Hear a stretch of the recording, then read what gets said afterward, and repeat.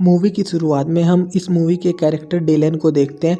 यह ऑफिस में अपना काम कर रहा होता है। तभी हम देखते हैं कि इसकी गर्लफ्रेंड का कॉल आ जाता है जो इसे मिलने के लिए बुलाती है। दूसरी तरफ हम इस मूवी के मेन कैरेक्टर को देखते हैं जिसका नाम जेनी होता है, जो कि अपने बॉयफ्रेंड का इंतजार कर रही होती है। डेलन जहाँ लॉस एंजलिस में रहता है, जिमी वहीं न्यूयॉर्क में रहती है।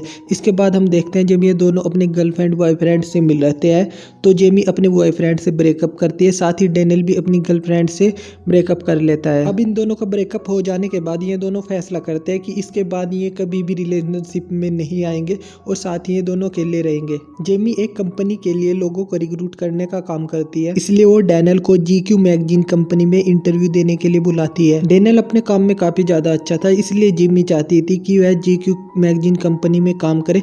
इसके बदले उसे अच्छा खासा कमीशन भी मिल रहा था। इसके बाद जेमी डैनियल को पिकअप करने के लिए एयरपोर्ट पर जाती है। जब ये दोनों टैक्सी में बैठे हुए होते हैं तब डैनियल जेमी से कहता है कि मुझे नहीं लगता कि मैं इस कंपनी में काम करने के लायक हूँ। इसके बाद जेमी डैनियल से बोलती है कि तुम अपने काम में बहुत अच्छे हो और तुम इस इंटरव्यू को भी क्लियर कर लोगे। डैनियल के इंटरव्यू देने के बाद वो उसमें पास हो जाता है और उसकी GQ कंपनी में जॉब भी लग जाती है, लेकिन वह फिर भी इस जॉब से खुश नहीं था। इसके बाद डैनियल जेमी से बोलता है कि एक जॉब के लिए वो अपनी जिंदगी को बदल नहीं सकता। दरअसल यहाँ पर डैनियल को न्यूयॉर्क शहर पसंद नहीं आ रहा था। इसके बाद जेमी डैनियल को न्यूयॉर्क की सबसे खूबसूरत जगह पर लेकर जाती है। इसे देखकर डैनियल काफी ज्यादा खुश था क्योंकि यह शहर बिल्कुल भी अलग था जो उसने फिल्मों में देखा था। इसके बाद डैनियल कंपनी में काम करने के लिए राजी हो जाता है। उसके अगले ही दिन जिमी और डैनियल लंच पर जाते हैं, जहां पर ये दोनों अपने अपने ब्रेकअप की कहानियां सुनाते हैं। इसके बाद जेमी डैनियल को अपने घर पर होने वाली पार्टी के लिए इनवाइट करती है।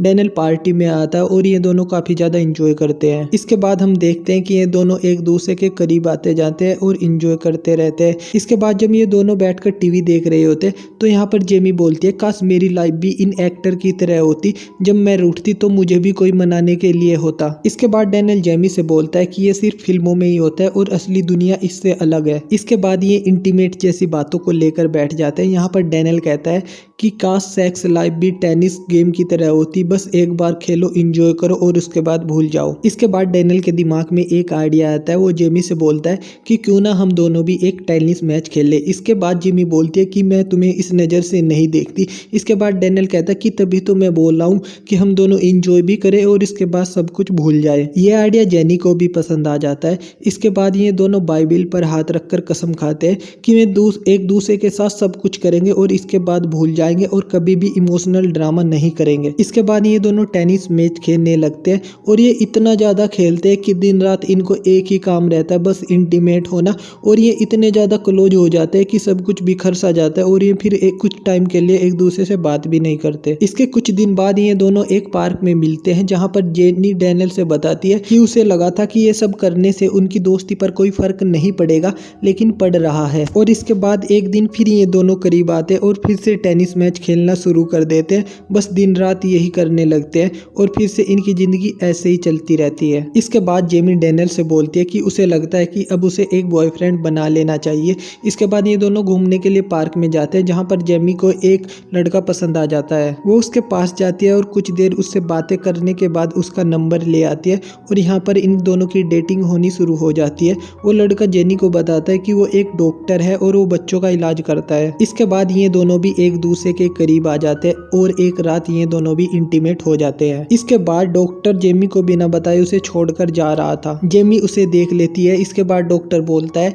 कि वो उसके सपनों का राजकुमार नहीं बन सकता। इसके बाद जेमी उसे गालियां देकर वहां से भगा देती है। इसके बाद जेनी डैनियल के पास आती है और डॉक्टर के बारे में सब कुछ बताती है। इसके बाद डैनियल बोलता है कि वो तो बड़ा ही ठगी निकला, अपना काम निकाल कर चलता बना। इसके बाद डैनियल जेनी को बताता है कि इस वीक वो अपने घर लॉस एंजलिस जा रहा है और अगर तुम चाहती हो तो तुम मेरे साथ चलती है। पहले तो जेनी मने करती है, लेकिन उसके बाद वो राजी हो जाती है। घर पहुंचने पर डैनियल के पिता और सिस्टर उन्हें एक साथ देखकर काफी ज्यादा खुश होते हैं। इसके बाद हम देखते हैं कि डैनियल की सिस्टर और जेनी आपस में बातें कर रहे होते हैं, जहां पर वे उसे डैनियल की कुछ फोटो दिखाते हैं जो कि बचपन की होती है। इसके बाद एक रात फिर से डैनियल के मन में ठरक जाग जाती है और वो चुपके से जेनी के कमरे में चला जाता है पहले तो जेनी उसे मना करती है कि उन्होंने वादा किया था कि वे अब से इस बार कुछ भी नहीं करेंगे, लेकिन शीघ्र ही जेनी भी मान जाती है और वे फिर से एक दूसरे के साथ इंटीमेट होने लगते हैं। इसके बाद पूरी फैमिली बैठकर नाश्ता कर रही होती है। यहाँ पर हम देखते हैं कि जेनी का बिहेव कुछ बदला हुआ सा नजर आ रहा था।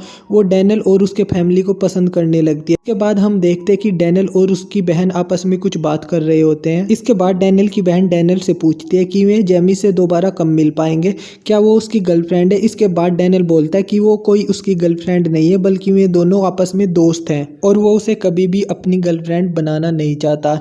ये सब बातें जेनी चुपकर सुन रही थी। शाम को जब पूरी फैमिली डिनर कर रही होती है तभी वहाँ पर जेमी आती है और वो बोलती है कि उसे किसी काम से न्यूयॉर्क में जाना है और वो अपना बैग पैक करके वहाँ से निकल जाती है। दरअसल अगर हम यहाँ पर बात करें तो जेमी को डैनियल की बातें काफी ज्यादा बुरी लग गई थी। पूरी फैमिली जेमी को रोकने की कोशिश करती है, लेकिन जेमी चली जाती है। कुछ टाइम बाद डैनियल भी न्यूयॉर्क शहर आ जाता है, जहाँ पर वो जेमी को कांटेक्ट करने की कोशिश करता है, लेकिन जेनी कोई जवाब नहीं दे रही थी। इसके बाद डैनियल को याद आता है कि जेमी की एक फेवरेट जगह है जहाँ पर वो अक्सर जाया करती है। इसके बाद जब डैनियल उस जगह पर जाता है तो वहाँ पर उसे जिमी मिल जाती है। इसके बाद जेनी डैनियल से बोलती है कि तुम अच्छे दोस्त नहीं हो, दोस्त एक दूसरे की बुराई नहीं करते। यहाँ पर उन दोनों में लड़ाई हो जाती है और वे फिर से अलग हो जाते हैं। इसके बाद जेनी की माँ जेनी को समझाती है कि जो गलती उसने की वो गलती ना करे। उसकी जिंदगी में काफी ज्यादा लड़के आए, लेकिन कोई भी तुम्हारे डैड जितना अच्छा नहीं था। ये बात समझने में मैंने काफी ज्यादा देर कर दी, लेकिन तुम ऐसा ना करना, नहीं तो तुम अकेली रह जाओगी। इसके बाद डैनियल के डैड भी कुछ टाइम के लिए न्यूयॉर्क में रहने के लिए आते हैं।